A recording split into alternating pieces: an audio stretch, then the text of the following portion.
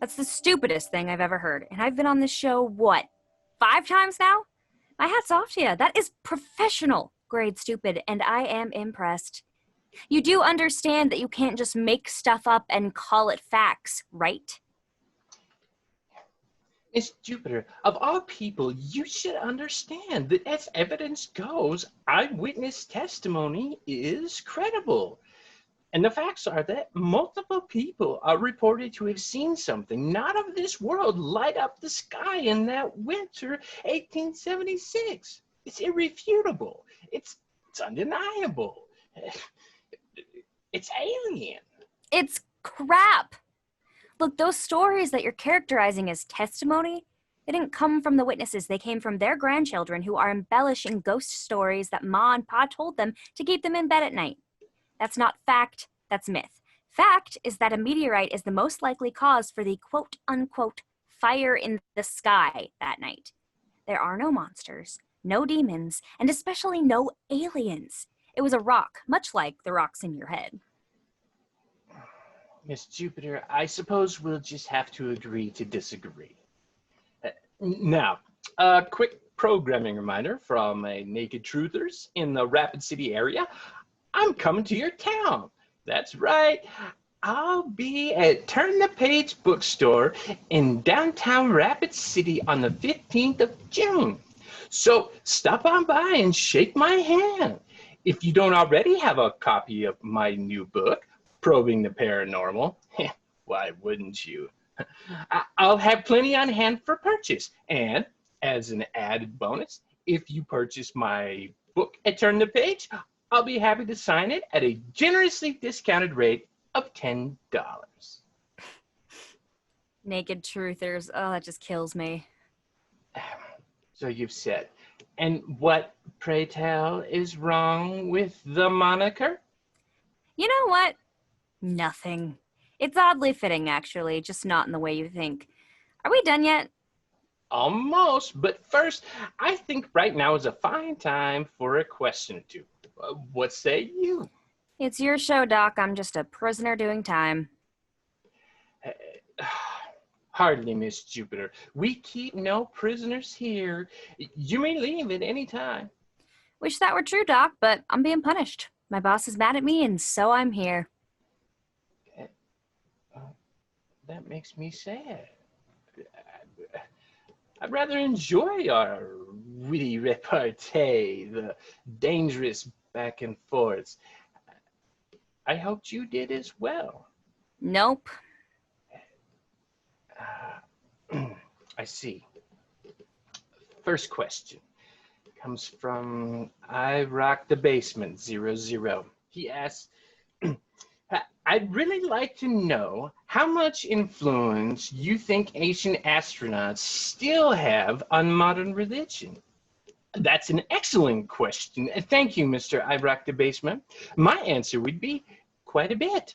And you don't have to look very hard to find the evidence for why.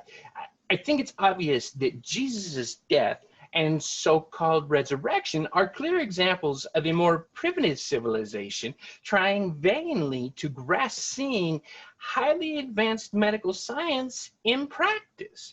Clearly, nobody comes back from the dead. That's ridiculous. But an injured man with the right technology can be made whole again in a manner that seems magical, or rather miraculous to the limited mind. How could that not have a tremendous impact on religion? What about you, Miss Jupiter? Any thoughts? Are you willing to accept the possibility of an ancient spacefaring race visiting and subsequently influencing our world? Or are you a believer in the magic sky wizard theory? Doc, I think your questioner, what was his name again? I Rock the Basement 00. That's right. Hello, I Rock the Basement. Thanks for the question. Say hi to your mom for me. I think that I Rock the Basement highlights an important point, that much like our modern era, the ancient world was also full of stupid people. Moving on. Next question is from Interstellar Space Kitty. And she asks, this is the 5th time you've had Max Jupiter on your show, and she's nothing but mean and unpleasant. Why keep bringing her on? God, that's a great question. You know, she's totally right, Doc. I'm not worthy. Ah, but you are, Miss Jupiter. You are a worthy adversary indeed. I invite you on my podcast because I believe you have much potential. Right now, you're just a naysayer, a non-believer.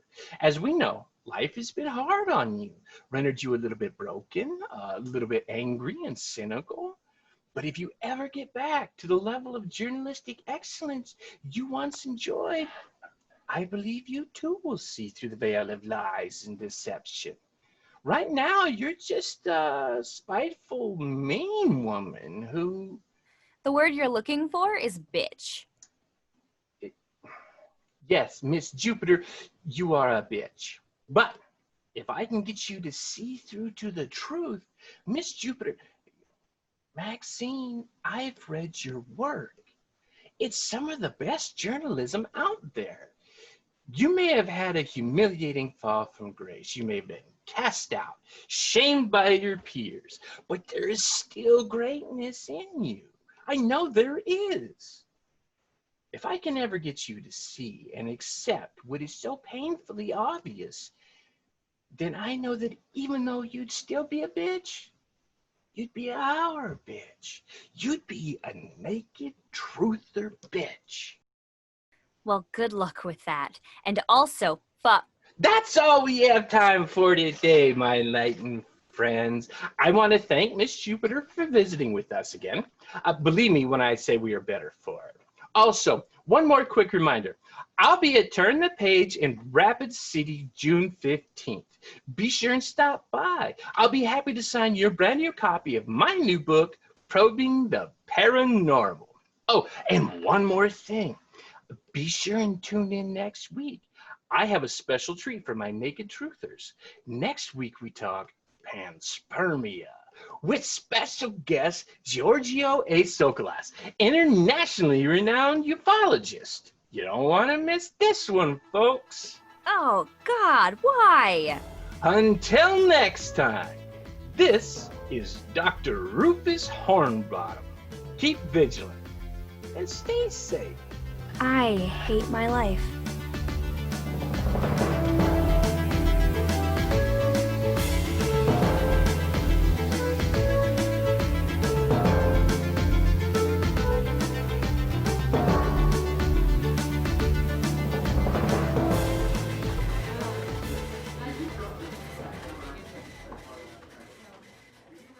Good morning, Jupiter. You're in early today.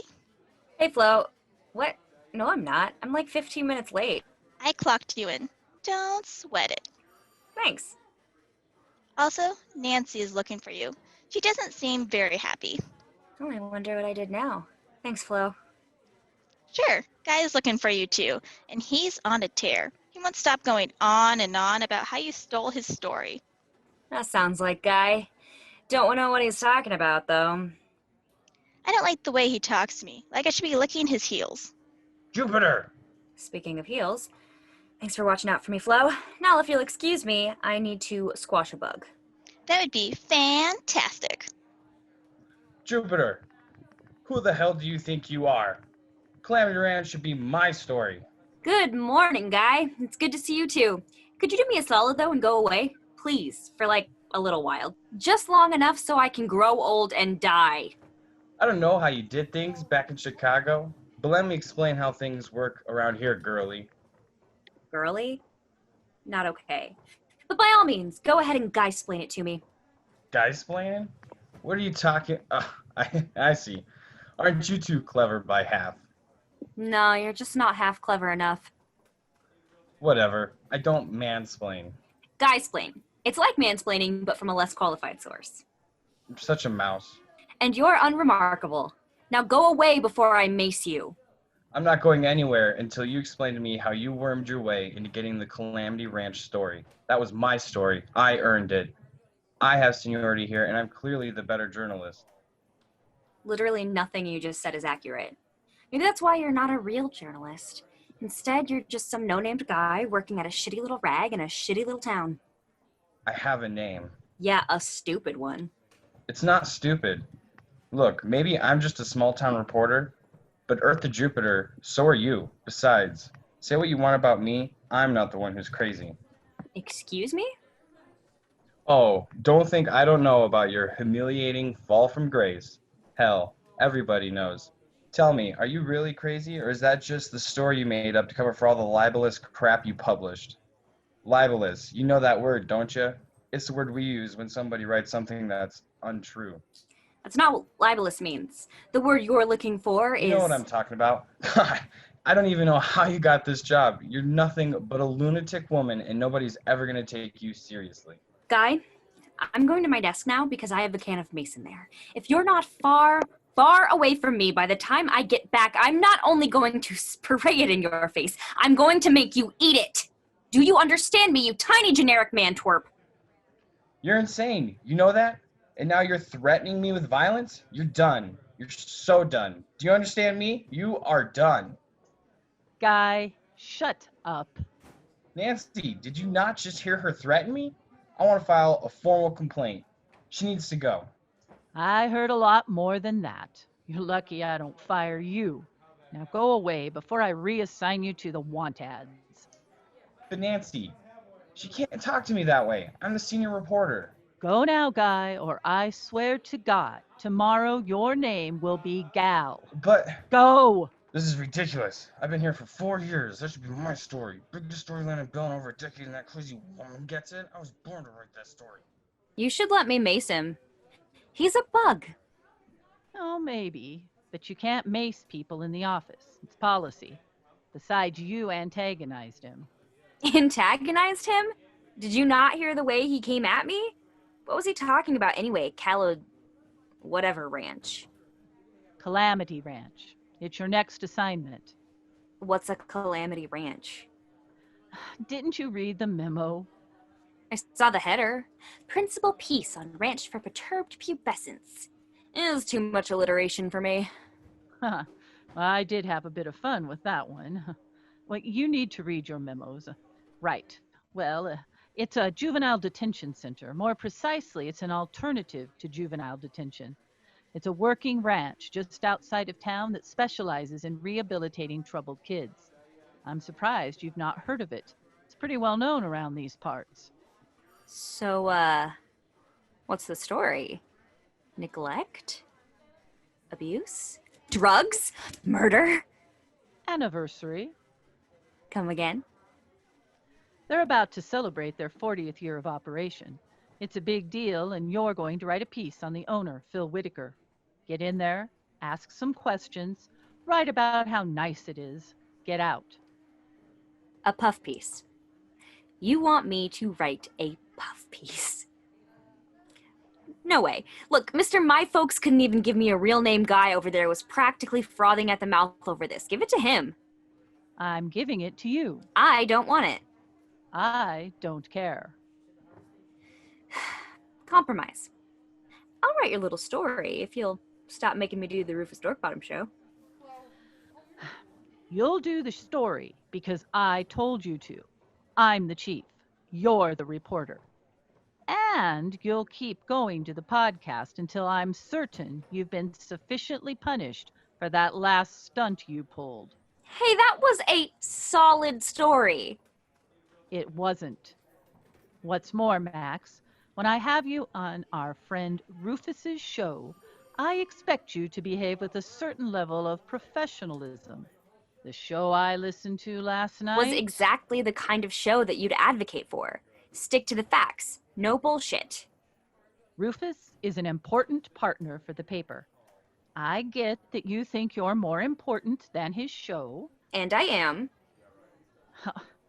You work for the Butte Townsman, not the Tribune or the Broadaxe. Like it or not, you're one of us. That means having a little hometown charm, okay? I have charm, Nancy. What are you getting at? I have charm coming out of my wazoo. The next piece I'm working on is going to have more charm than a box of Oops All marshmallows. And what is it that you're working on right now? Well, you see, I'm actually between pieces right now, and I'm just about to start on the next... Yeah, that's what I thought. You're better than this, Jupiter. If you're ever to get back to the top, you need to treat every story like it's the story. I know you've done great work, and I know you've got great work left in you, but right now, nothing about you is great. Not your attitude, not your work ethic, not even the little bit of drivel you managed to turn in. If you ever want to get back to where you were, you're going to have to start treating the here and now like it matters. Anything else? Yeah, just one more thing. You've got an appointment to interview Phil Whitaker at 4. Don't let me down. Please don't make me do this. It's either that or you could clear out your desk. I don't need this. Are you not listening to me? You haven't written an article worth a damn in weeks. We need pieces, Jupiter. We're a freaking newspaper in a digital age. It's not my fault there's nothing to write about in Belle Beautiful Fork isn't a name Fourche. Just because it isn't a crime ring or an alien invasion doesn't mean it's not news. Just get out there and write the damn story. Call it practice if you have to. Fine. Thank you, Max. Remember, get in, get out, make it nice, make it good. Don't let me down. Great. Awesome. Writing a fluff piece about a cattle ranch for high school degenerates. Yee-haw. And be charming. I'll charm their asses off. I mean it. Get in, get out.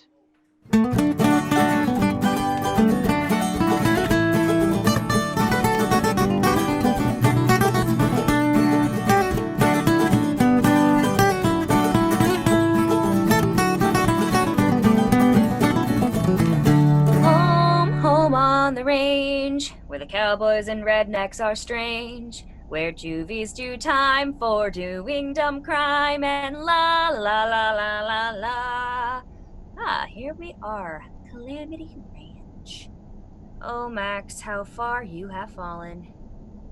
Oh, God, I hope this is quick. I can already smell the horseshit. Oh, crap, they're waiting for me. All right, Max, put on your game face. Be charming, and don't piss off the local yokels.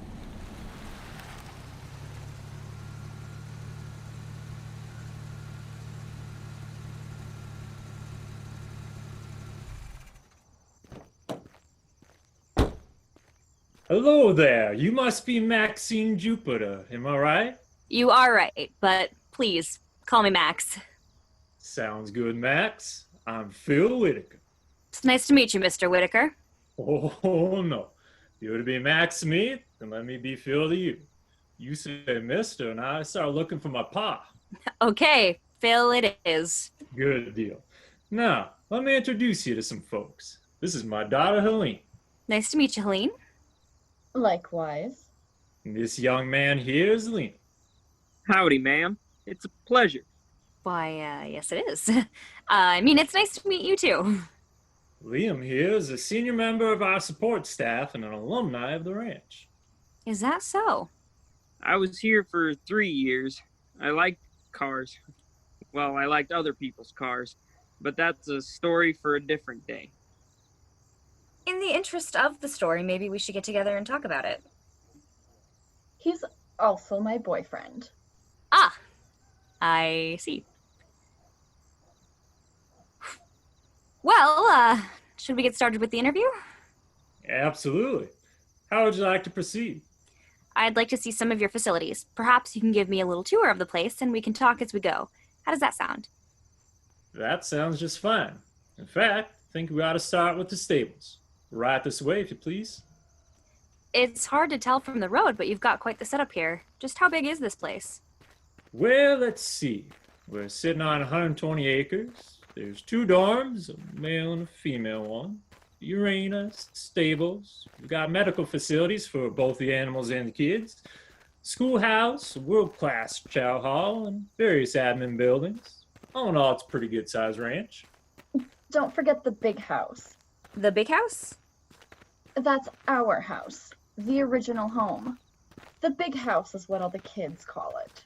And the big house. So yeah, we run a pretty good size operation. We've grown quite a bit over the last 40 years, had a lot of success. Pretty proud of this place. A lot of success indeed. I'd like to ask you about that. According to my research, the recidivism of kids who do time here is almost zero. What's your secret? No secret. Most of these kids come from a place where they're made to feel worthless. We start there. That's the most important thing. Teaching these kids to believe in their own intrinsic worth. That even though they've started a bad path, they can change it and have meaningful lives. And that we care enough to help them do it. We also put them to work taking care of the animals. You'd be surprised just how therapeutic being a caretaker for another life can be. It's hard work what we ask these kids to do, and they don't hardly complain. Most of them love it. Love it? Pardon my skepticism, Liam, but you are talking about teenagers. My mom could hardly get me to clean my room back in the day. Even now my desk is a disaster area. I find it hard to believe any kid loves hard work. Don't take my word for it. I'm pretty sure there's some kids still cleaning out the stalls up ahead. Feel free to ask them yourself. Don't you think so, Phil? Absolutely. Ask away. Meaningful work is nowhere near as taxing as menial labor. We try to stay away from that here. There's a lesson and value in everything we do here. The kids quickly come to understand and appreciate that. Come on, let me show you the stables.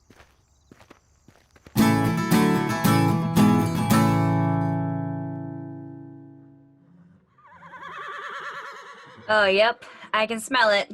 This is where the horses are. Welcome to life outside of well air-conditioned office buildings. Imagine what it'd smell like in here if we didn't clean every day. Don't worry, though. You'll get used to it in a few minutes. Get used to that? Oh, God, I hope not. We won't keep you in here that long. Miss McNair, Mr. Robinson, come on over here for just a minute, won't you? I've got someone here I'd like you to meet. These two had particularly difficult paths. Sam there almost beat a boy to death. Vicki was knee-deep in meth when she came to us. Nowadays, you might call them our star pupils. How so? Well, Sam hasn't had a single violent episode in over 2 years. He's taken to bull riding and is the favorite to win tomorrow. He's shown real promise as a bull rider. Did I mention he currently holds a 3.9 GPA and mentors new arrivals? That's right. Younger kids really look up to him. Vicki is enrolled in AP classes across the board and is ace in every one. She works just as hard or harder than anyone else on the ranch and also mentors new arrivals. Sam, Vicki, this is Max Jupiter from the Butte Townsman.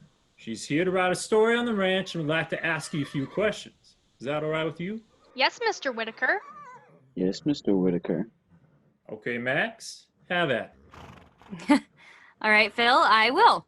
How are you two today? I'm fine, Miss Jupiter. Thank you for asking. I'm fine, Miss Jupiter. Thank you. Okay, fine is good.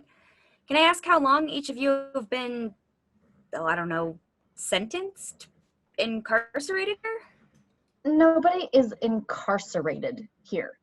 It's true our residents can't just up and leave, but this isn't prison.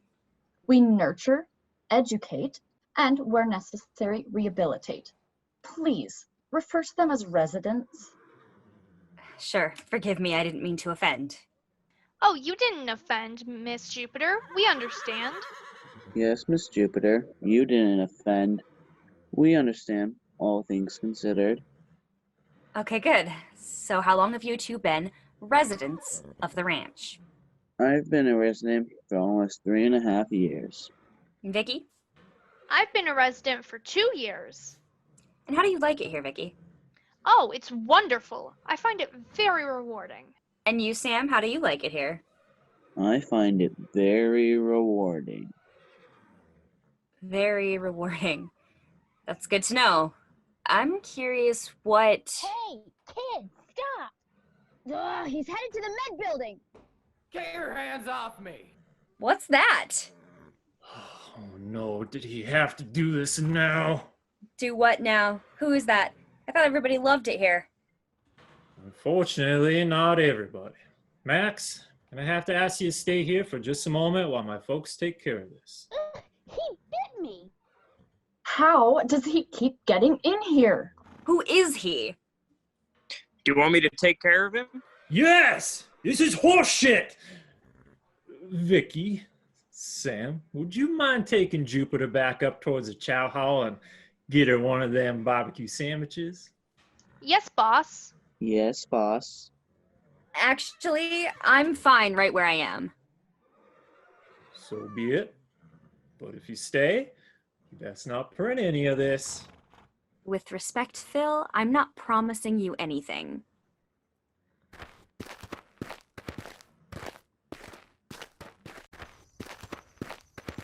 Why is he so slippery? Look, did he coat himself in soap? It's my body armor! My body armor! Now hold on to your feelings, cause it's gonna get hairy. Who is that? It's a cockroach. He's a troubled young man who blames us for a lot of his problems. He's crazy, is what he is. Claims that we're testing mind-control drugs or some equally ludicrous nonsense. He's insipid. Let go of my leg! You better not have rabies. Ugh. Can't you call the police? We have, and we will. But the chief has a soft spot for the kid. Knows his family or something. It's true. This is his third time getting onto the property. The chief refuses to lock him up. Helene, shut up. Miss Jupiter, just never you mind. We've got this under control. Got him! I'll take it from here. No, you can't do this. You're all brainwashed. Taken over. I can... Is he staring at me? Max Jupiter, these people are liars. They are deceivers. Senator Kelly molested 23 children. You merely adopted the dark. I was born in it. Help me. What the hell was that? What was what? You didn't hear that? You mean that idiot over there screaming his nonsense? No. It was more like a whisper. You didn't hear it? I guess not. Max, maybe we should get you out of here. Yeah, okay. Get over here, you... I was born in the dark! I was born in the dark! God dang it! Stop him! Look out! Ow! Hey! I'm sorry, Max. I'm sorry. Everything hurts. Everything's buttery. It's my body armor! On the nose! He bit me on the nose! Get off your keisters! After him! Like a cockroach. He's impossible to get rid of. He just keeps slipping away. Max, are you okay? Let me help you up. Thanks.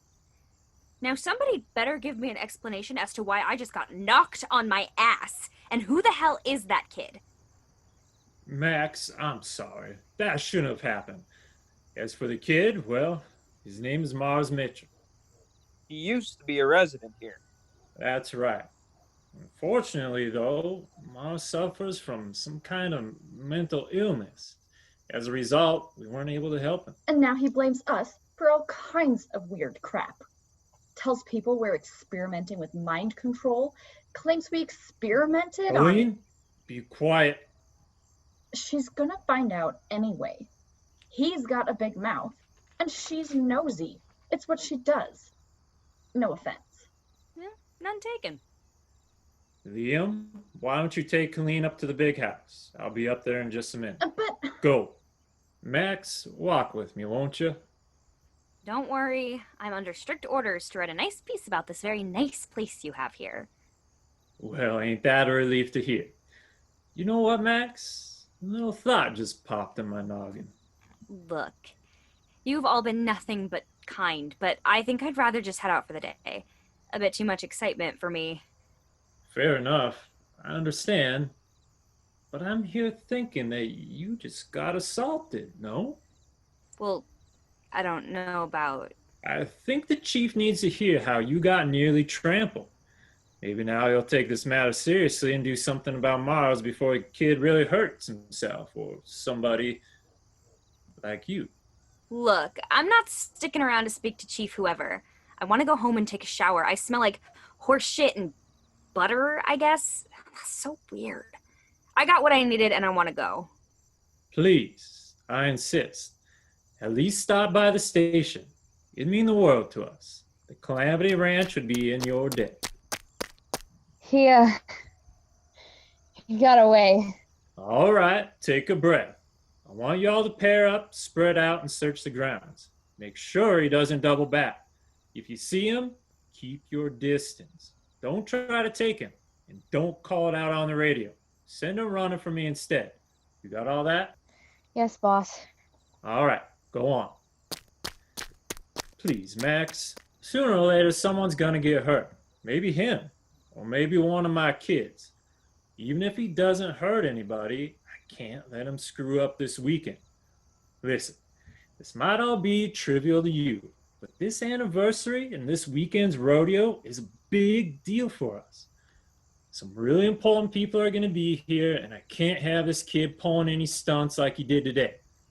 Please talk to the chief. What do you want me to tell her? Tell her the truth. Tell her what you saw. Tell her you were scared. Tell her whatever. I don't care. Just convince her to do what she should have done already. Would you do that for me, Max? Fine. I'll call the chief. But right now, I want to go. That's a good girl. Also, I just want to be clear. You will keep today's unfortunate turn of events out of your article, won't you? First of all, Phil, don't call me girl. Second, I already told you I have no intention of writing anything other than flowery garbage about you, mostly because I don't care enough to care. I suggest you quit while you're ahead, lest I decide I do care. Are we clear? Yes, Miss Jupiter. We are crystal clear. You have yourself a good day now. Same to you, Mr. Whitaker.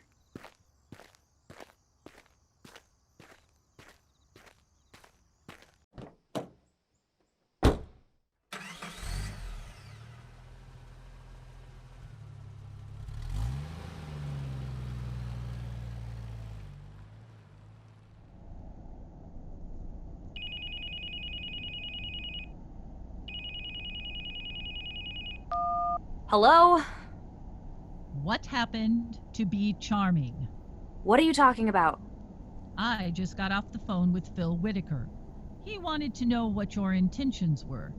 You were supposed to ask a few softball questions and get out. What in God's name are you doing down there? Hold on, Nancy.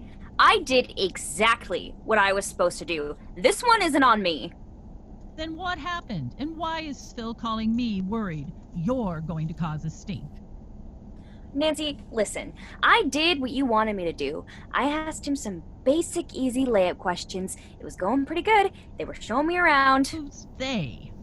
His daughter and her boyfriend tagged along. I don't think the daughter likes me very much, but that's neither here nor there. Like I said, they were showing me around, even let me talk to a couple of the kids. Everything was fine. Then all of a sudden, some guy comes out of nowhere and starts screaming and carrying on and throwing punches at the staff. Apparently he's got some history with the ranch, I don't know, but this mess was all him. But that doesn't explain why Phil called. Max, he was very agitated. I don't know, Nancy, maybe because the kid knocked me down. What kid? The kid! The kid! The one that started the whole mess! I thought you said it was a man. He was. A young man. 21, 22 maybe. A kid. A young man. Who cares? Anyway, he knocked me down as he ran past me. So he tackled you? No, nothing like that. He was just trying to escape, I think, and I didn't get out of the way fast enough. I don't think he was trying to hurt me. Hell, he even apologized. It was scary, though. He was shouting all kinds of crazy, weird things. He sounded crazy. So you're not hurt, then? No, I'm fine. But we're square, Nancy. You understand? Writing a warm and fuzzy horseshit story is one thing, but getting bowled over by some crazy kid while getting scared out of my mind is punishment enough. No more podcasts, no more Rufus Dorkbottom. All right, that's fair. I'm glad you're all right. Take the rest of the day and relax. Start fresh tomorrow. I was gonna do that anyway. I believe you. Goodbye, Max. Bye. What was that crazy kid covered in anyway? It's my armor, it's my armor. Ugh. It stinks. I'm not crazy. Ah!